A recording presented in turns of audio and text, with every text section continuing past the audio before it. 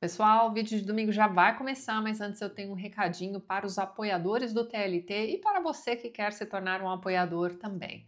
Uma das nossas recompensas é o Reading Club, que até o nosso último livro, nossa última leitura, era apenas um clube de leitura de originais em língua inglesa. A partir da leitura que nós vamos começar agora, neste próximo sábado, o Reading Club se torna então opcional. Se você quiser fazer a leitura em português, fique à vontade, está mais do que convidado. E para você que quer continuar fazendo as leituras em inglês também, a opção está aberta para vocês, tá bem? Então, a nossa próxima leitura que começa agora neste sábado, inclusive o cronograma de leitura já está lá, um videozinho meu explicando para vocês também como vai funcionar a leitura, dando algumas sugestões também para vocês. Já está no nosso Instagram separadinho do Reading Club, mas então, a nossa leitura atual, né? Muita gente já começou a leitura, inclusive, pessoal. É o E o Vento Levou. Então, fique à vontade. Se você quiser fazer a leitura em inglês ou em português, fica aí o convite para vocês. Então, as nossas leituras conjuntas agora foram unidas ao Reading Club. Nós vamos levar exatamente 6 meses para completar esta leitura, gente. Este livro tem mais de 1000 páginas. Então, nós vamos fazer uma leitura bem tranquila, bem discutida, semana a semana, com metas semanais, vídeos comentando a meta da semana, todos os sábados de manhã, teremos live no meio da leitura, live no término da leitura também. Para você que já conhece o esquema do Reading Club, o esquema continua o mesmo, porém agora você pode fazer a leitura em português se você quiser, tá bem? Então é isso, pessoal. Lembrem-se de que essa é uma das recompensas para os apoiadores, então dê uma olhadinha no primeiro link que está sempre na descrição dos vídeos e nós nos vemos por lá.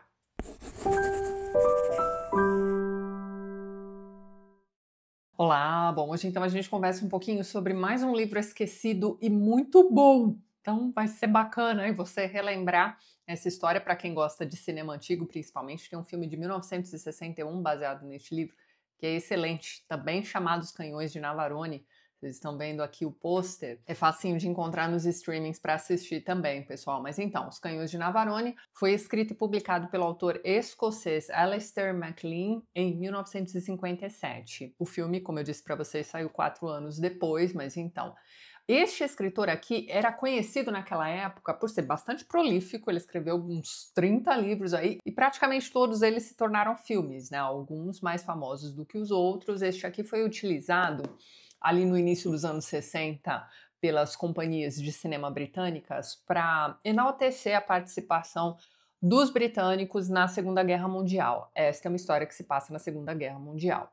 Navarone, aqui do título do livro, é uma ilha da Grécia que não existe, tá? Uma ilha fictícia, mas tudo bem. Mas toda a história, todo o contexto está dentro da Segunda Guerra Mundial. Então vamos lá. O que está acontecendo aqui é o seguinte: perto da ilha de Navarone existe uma outra ilha chamada Ketus, e lá estão confinados, digamos assim, mais de 1000 soldados britânicos. Esta é uma história que se passa em 1943, né? O fim da guerra vai se dar ainda dali a 2 anos, tá? Então, esses britânicos estão meio que perdidos ali, presos naquela ilha.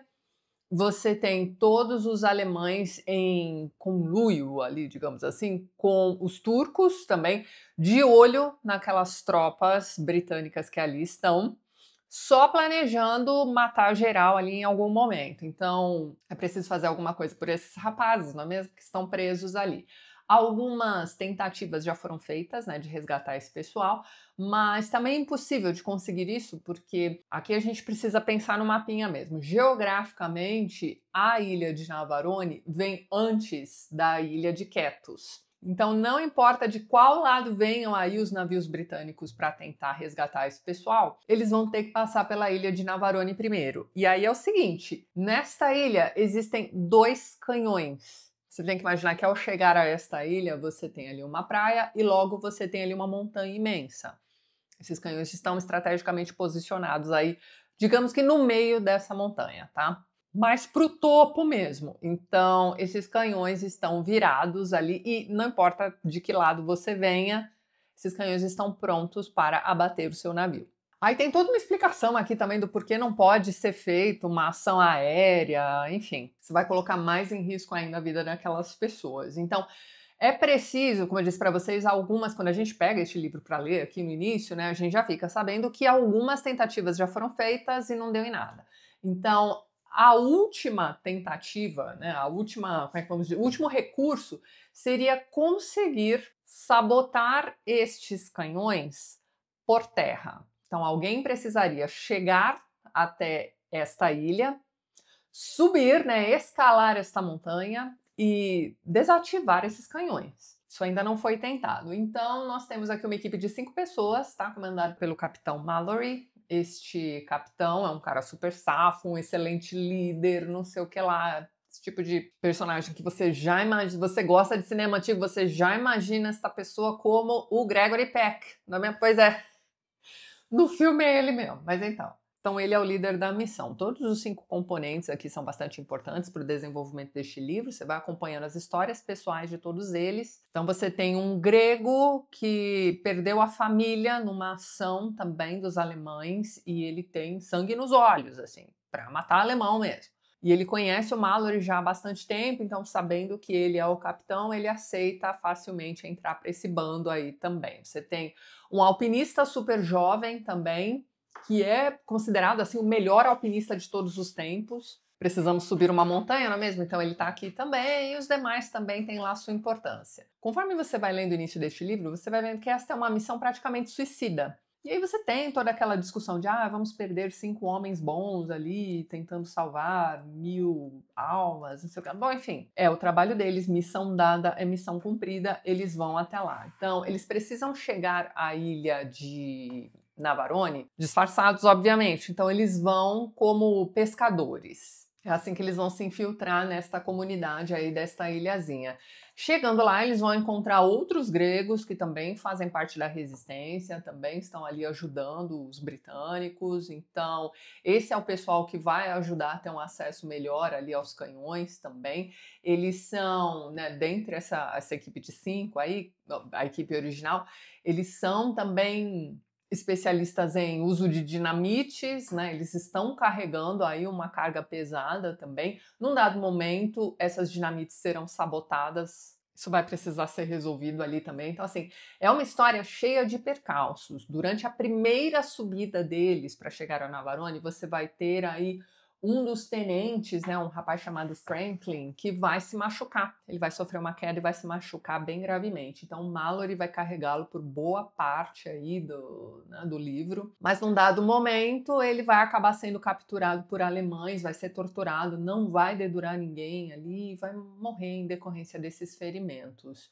Outra pessoa que vai sofrer um acidente também é o Stevens, né? Aquele jovem alpinista maravilhoso, aquela coisa toda. Então, ele vai sofrer um acidente, também vai cair. E assim, esse talvez seja o personagem mais interessante de se acompanhar aqui no livro, porque ele é este maravilhoso alpinista, mas ele morre de medo. Então, ele faz aquilo porque ele é bom naquilo, mas ele não tem tanta segurança. Ele é aquele tipo de pessoa que só sabe que é bom porque os outros dizem para ele, mas ele mesmo não tem essa segurança toda. Então, muito interessante você acompanhar aqui o desenvolvimento deste personagem. Ele vai cair, né? Então, os seus medos vão se tornar realidade. Ele vai ficar também gravemente ferido, mais ferido ainda do que o Franklin. E num dado momento, eles precisam fazer uma escolha, porque esta é uma missão que vai acontecer em questão de dias. Eles não têm tempo, né? Os alemães já estão se organizando para matar aqueles mais de 1000 britânicos que estão ali naquela ilha. Então eles estão lutando contra o tempo. E eles não vão conseguir carregar este rapaz, né? Eles já carregaram o Franklin, né? Como o livro tem mais de 300 páginas e você vai acompanhando meio que hora a hora, né, o que está acontecendo aqui nessa missão, falei para vocês que o Franklin é carregado por boa parte do livro. Na verdade, ele vai ser carregado, sei lá, por 1 dia e meio. A mesma coisa deveria acontecer com esse Stevens, mas ele tá muito machucado, ele não vai sobreviver. Então, ele mesmo vai dizer, pode me deixar para trás. E eles ficam relutantes, mas o Mallory acaba, né, enfim, acatando esse pedido dele, deixa lá uma arma com ele, munição, para ele, né, poder se defender a hora que os alemães chegarem, os alemães vão chegar. Um momento bastante dramático, assim. O curioso é que aqui a gente não fica sabendo o que vai acontecer com esse Stevens, né? O livro corta ali num determinado ponto e não te mostra mais o que vai acontecer com esse rapaz. Este é aquele tipo de personagem que, conforme você vai lendo o livro, você vai se apegando a ele. Então, você precisa se lembrar de que desde o início do livro você foi avisado de que esta é uma missão suicida, não é mesmo? Bem, este é aquele tipo de livro extremamente satisfatório, então você já sabe o que vai acontecer no final. Se a missão era desativar os canhões de Navarone, peço perdão aí pelo semi-spoiler, mas o que é que você acha que vai acontecer? Então, assim, a grande graça aqui deste livro é ir acompanhando o desenvolvimento desta missão. Como eu disse para vocês, são 3 ou 4 dias aqui no máximo para o desenvolvimento do livro como um todo. Então, os acontecimentos são frenéticos, os diálogos são sensacionais, né? Esses personagens são todos espirituosos, assim, tem algumas tiradinhas, dá para dar risada aqui ao longo dessas conversas também. Depois daquele momento das dinamites sendo sabotadas, ali você vai ter um momento de tensão. Ah, tem alguém aqui dentro que é um traidor, não sei o que lá, mas isso logo é descartado. Provavelmente foi algum dos gregos ali que, né, enfim, se aproximou deles, mas na verdade era um espião também que fez aquilo. Então, assim, isso vai sendo deixado de lado. Porque o importante aqui é cumprir esta missão. E o livro, pessoal, apesar de ser aí uma leitura bem gostosa, bem rapidinha de acompanhar também, um ritmo muito bom, personagens muito bons sendo desenvolvidos, a missão como um todo aqui, apesar de ser, né, uma história fictícia, né, um lugar fictício ali, ela é muito bem inserida no contexto histórico. Então tem momentos aqui em que você se pega pensando, tá, mas onde é que fica Navarone? Deixa eu olhar no mapa aqui. Você começa a achar que o lugar realmente existe, sabe? É muito bacana este livro. E tem algumas diferenças aí com relação ao filme, né? Para aumentar um pouco mais da carga dramática, no filme você tem uma explicação ali de como o Stavros, né, que é o grego, que perdeu a família e tudo mais, então ele vai ser agregado a este grupo logo no início do livro. Então, existe uma explicação no filme de como ele conhece o Mallory, né, que é o capitão. Então, no filme, você tem ali o Gregory Peck explicando pra gente que num dado momento da guerra, no início da guerra, inclusive, se acreditava que seria possível, né, resolver como cavalheiros aquela guerra. Isso segundo o personagem do filme. Então, ele meio que ajuda uns alemães ali que estavam em situação periclitante a irem para um hospital. E aí essas pessoas são tratadas neste hospital, só que quando elas ficam boas, elas vão revidar. E um desses alemães, ajudados pelo Mallory, vai ser o responsável por matar a família dos Stavros. Então, tudo começa com o Gregory Peck dizendo, então, ele parece meu amigo, né? Pois é, de longa data, tá, mas na verdade ele disse que quando acabar a guerra, né, ele já me prometeu isso, quando acabar a guerra, ele vai me matar. E fica aquele momento, né? Ué, como assim? E aí ele explica, né, o que foi que ele fez. Ele vai dizer também que ele ajudou a enterrar toda a família do Stavros, que o Stavros não abriu a boca, mas no final falou assim pra ele, ó, então, isso aí, a hora que acabar a guerra, eu vou te matar. Porque ele culpa o Mallory, não culpa os... Apesar dele ter o sangue nos olhos, né, para matar alemães aqui à torta direito, ele também responsabiliza o Mallory pelo que aconteceu com a própria família. Você precisa assistir o filme para saber se ele vai matar o Gregory Peck no fim do filme ou não. É o Anthony Quinn que faz o Stavros, gente, muito bom. Todo o elenco do filme também é sensacional, pessoal. Eu revi este filme ontem à noite e eu fiquei com a impressão de que ele envelheceu muito bem. Tem algumas cenas de explosões, assim, sabe? Que você vê que tá sendo feito ali mesmo, né? Não é CGI, não é, sei lá, feito por inteligência artificial. Não, você sabia que naquela época era preciso ter um navio ali e explodi-lo, né? Pra pegar na câmera. Então este filme tem algumas cenas bem impressionantes. Toda a cinematografia do filme é muito bonita, né? Se passa nessas ilhas gregas. Todas as cenas de alpinismo são as mais realistas ou possível, né? Você tem estes atores aqui que já tinham uma certa idade, né? Fingindo que estão subindo uma montanha. Então você tem que relevar algumas coisas aí. Mas em geral, gente, o filme é extremamente satisfatório. Um filmaço mesmo. Sobre a missão, ali na página 58, você vai ler o seguinte, ó. Nem os britânicos, nem os alemães hesitavam em violar a neutralidade das águas turcas, mas em cumprimento de um convênio tácito entre cavalheiros, as hostilidades entre barcos e aviões que passavam eram quase sempre esquecidas.